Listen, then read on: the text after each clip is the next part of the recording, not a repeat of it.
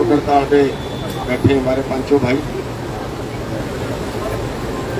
यहाँ की आंदोलन चला रही समिति, सारे हमारे भाइयों, बुजुर्गों, बच्चों, हमारी बहनें, हमारी माताएं बैठी हैं और सारे मीडिया में। सबसे पहले तो मैं ये अर्ज करूंगा कि ये सरकार निर्दयी सरकार, और इस निर्दयी सरकार के आगे भूख हड़ताल पे बैठना ये नहीं सुनेंगे। वो तो इंसान सुनते हैं, इनमें तो इंसानियत मर चुकी बीजेपी वालों में। इनको तरस आएगा किसी पे कि भूख हड़ताल में बैठे 8 दिन से मर जाएंगे, तो इनकी कोई बात सुन ले। ये निर्दयी सरकार, और इसलिए मैं इन भाइयों से रिक्वेस्ट करूंगा कि भूख हड़ताल नहीं, हम लड़के अपना अधिकार।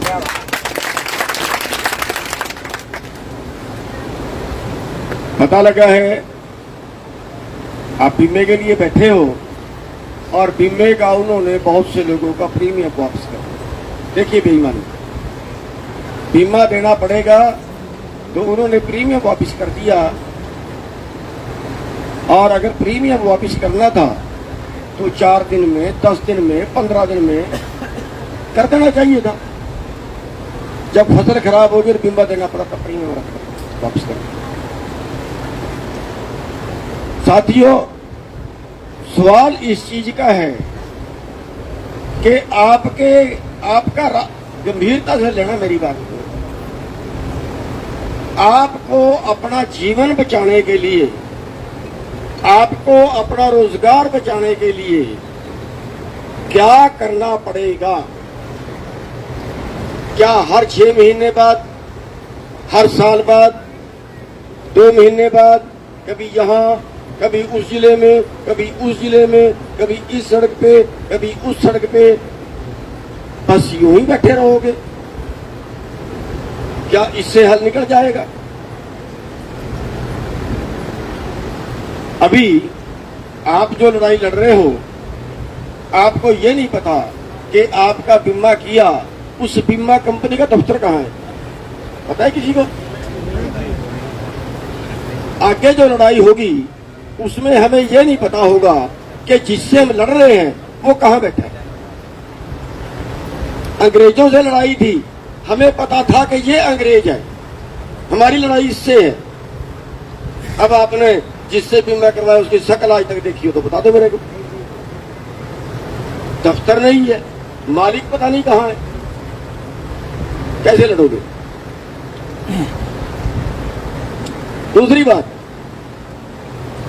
हरियाणा में 1978 में यूनियन बनी थी। जिन लोगों ने तब यूनियन बनाई थी वो सारे इस दुनिया को अलविदा कह दी, और जो अगली पीढ़ी चल रही है, जो आज लड़ रही है, उसमें से भी हर साल कम हो जाते हैं।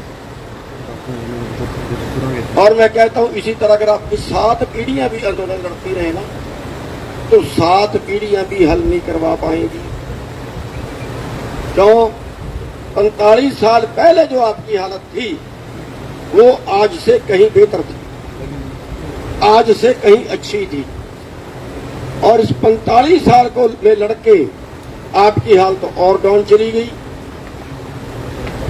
आंकड़े उठा के देख लीजिए, 45 साल पहले एक भी आत्महत्या नहीं थी किसान की। आज 33 किसान रोजाना आत्महत्या कर रहे हैं।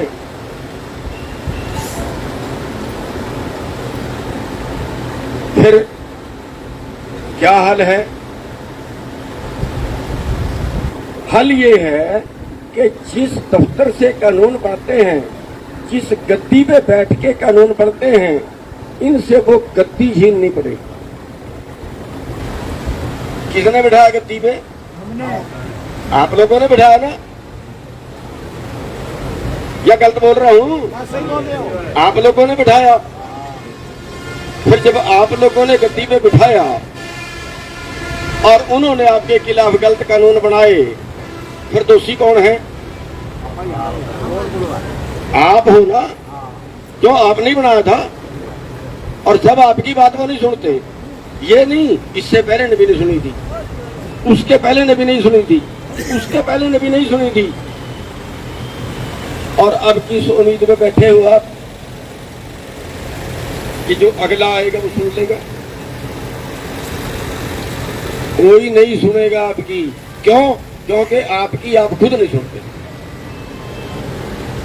अरे 40% वोट जमीन के मालिकों की है और 25-30% वोट उन लोगों की है जो आपके साथ मजदूर जुड़े हुए हैं। आपका एक ही कारोबार है, 70% वोट के मालिक हो और 70% वोट के मालिक अमर अनशन पे बैठे। 70% वोट के मालिक भूखे मरे हैं। अरे जब तुम 70% हो तो डंडे से क्यों नहीं छीन लेते इनसे? वोट डाल के इनसे क्यों नहीं छीन लेते? अगर आप कुर्सी पे बैठोगे कानून तभी तो अपने पक्ष में बनाओगे। हम हैरान हैं कि जो देश के मालिक हैं वो भिखारी हैं और चंद पूंजीपति और चंद गुंडे वो सत्ता में बैठे हैं, वो कानून बनाते हैं। अगर आप गुंडों को कानून बनाने की पावर दे दोगे तो फिर गुंडे किसके लिए कानून बनाएंगे भाई? गुंडों के लिए बनाएंगे और गुंडों के लिए बना दिया। आप बताइए, वो लड़कियां बैठी हैं, ठीक है उसके खिलाफ कार्रवाई। आप बताइए, लखीमपुर में भारत सरकार के मंत्री, गृह राज्य मंत्री, उसने कहा मैं मंत्री से पहले भी बहुत कुछ था और किसानों के ऊपर जाते किसानों के ऊपर जीप चढ़ा दी, वो तो पलट गई, 5 मरे, काफी घायल हुए, नहीं कितने मरते पता नहीं। लोग जा रहे हैं, जीप चढ़ा दी और उस गुंडे का कुछ बिगड़ा हो तो बता दीजिए। हम किस नजर से सोचते हैं? हमारे बहुत से नेता भी इस नजर से सोचते हैं। मैं कहता हूं जितना उन्होंने ताज जिंदगी में पुण्य किया होगा ना आंदोलन करके, उतना वो एक झटके में पाप करते हैं कि हम राजनीति वोट डालने नहीं जाते क्या आप? जब आप वोट डालते हो, वोट आपकी, हमें मिसगाइड क्यों किया जाता है? और मिसगाइड हमारा हमारे नेताओं द्वारा किया जाता है। ना ना ना, हम तो है राजनीति करेंगे। रहिए 7 जन्म भी अगर आप सुधार करवा लो तो बता दीजिए। इनकी गद्दी छीनिए, उस गद्दी पे आप बैठिए, आप बैठ के कानून बनाइए, सड़कों पे ये बैठेंगे।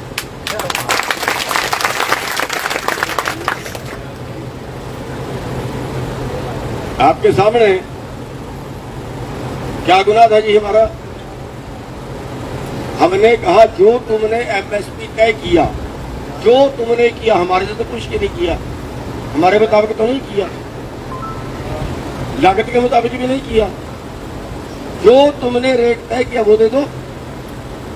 और इस पे 4 मीटिंगें की, 5 पंचायतें की, 5वीं पंचायत पे सड़क पे बैठे, कोई कसूर नहीं बैठे हैं।